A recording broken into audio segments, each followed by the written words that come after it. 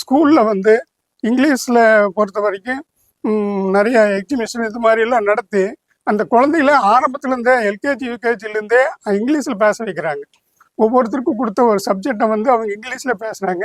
நாம் வந்து பேரண்ட் வந்து ஒரு நாள் நம்மளுக்கு கொடுக்குறப்ப அந்த டைமில் அவங்களுக்கு வந்தோம்னா அந்த குழந்தைகிட்ட நம்ம பேசினா அந்த குழந்தைங்க எதாக இருந்தாலும் இங்கிலீஷில் பதில் சொல்லுது.